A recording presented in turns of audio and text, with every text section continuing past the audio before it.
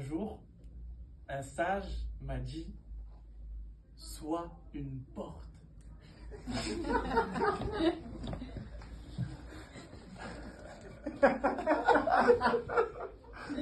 Alors ça va être un peu compliqué. Peut-être que je manque de sagesse. Ça va être compliqué parce que j'ai pas d'attrait particulier avec les portes. Entre les portes et moi, il n'y a pas ce petit truc qui fait que... Et surtout les portes, je les trouve drôlement inutiles.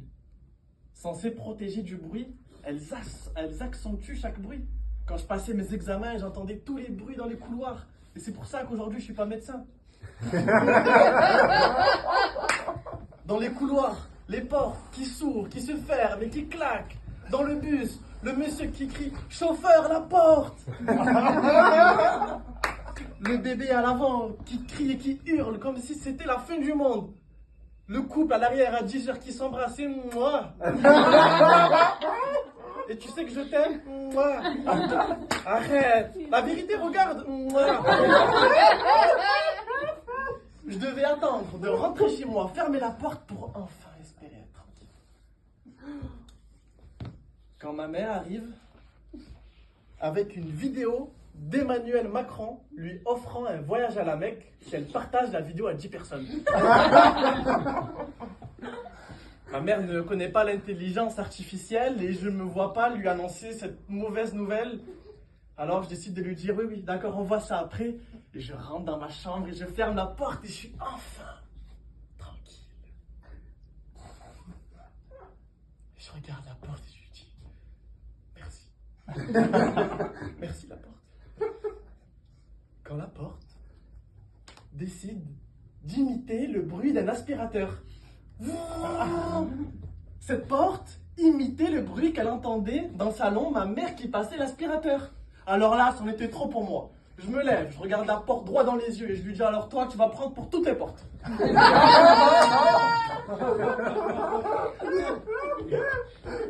Tu sers à rien. J'ai jamais vu un objet autant servir à rien. T'es le seul objet que s'il n'existerait pas, nous faciliterait la vie. Alors je vous rappelle, je suis dans ma chambre, en pyjama, en train de parler à ma porte. Tu n'apportes rien. Et pire, qu'importe ce qu'il se passe, t'es là.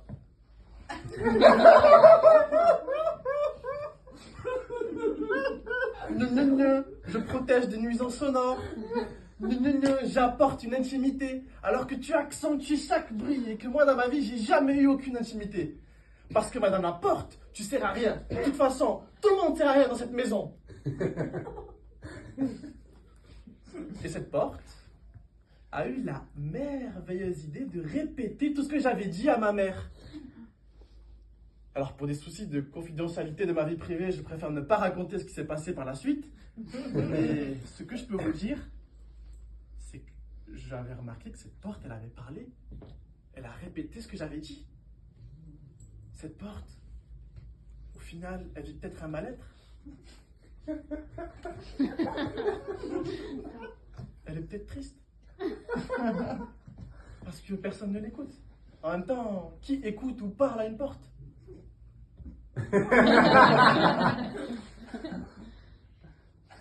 Cette porte, elle m'a parlé, oui, mais est-ce qu'elle est capable de me dire des nouvelles choses que je ne sais pas? Et je repense à ce jour où cette porte m'a fait la pire annonce de ma vie. Je rentrais de l'école, et lorsque j'arrive dans mon bâtiment, je rentre, je vois mon père qui descend les escaliers, avec un sac anormalement rempli. Et arrivé à ma hauteur, il me dit « Je reviendrai ».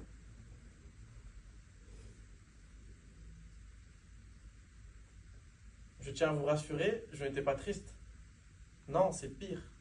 Je ne comprenais pas. Je me suis dit « Je reviendrai ». Donc, mon père va revenir tard la nuit, je vais pouvoir jouer à la console toute la nuit sans qu'il me gronde. Et j'ai pu jouer 5 ans à la console sans qu'il me gronde.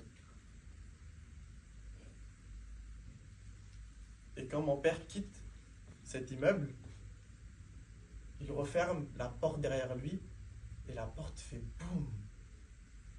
Ce boum, je l'ai encore aujourd'hui dans ma tête. Boum, boum, qui voulait en réalité dire divorce, divorce.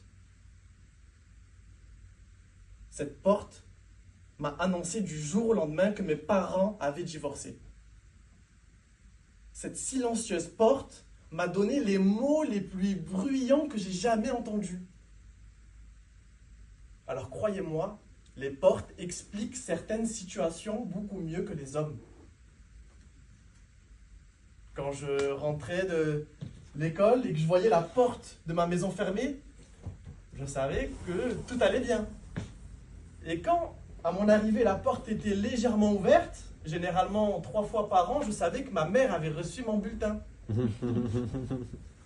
Mesdames et messieurs, nous vivons dans un monde où l'on décide de ce que l'on veut écouter.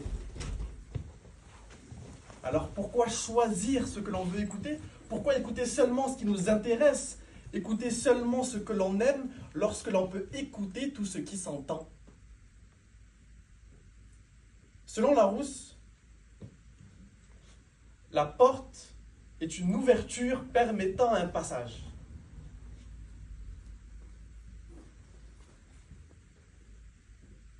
Alors, les gens qui me parlent de porte fermée, moi ça m'agace. Une porte fermée, mais une porte fermée n'est qu'une porte qui hurle et qui supplie d'être ouverte. Une porte. Mais c'est pas la porte qui fait le passage, c'est l'audace de la personne qui la traverse. À quoi sert une porte majestueusement ouverte si personne la traverse? Et je vous tiens ces mots un mois où pour certains les portes du paradis sont ouvertes. Alors à toutes les portes qui nous parlent et qui semblent fermées, à la porte de ce tribunal où derrière il y a mon ami Yanis, 22 ans, qui a pris 5 ans de prison pour une altercation avec un policier.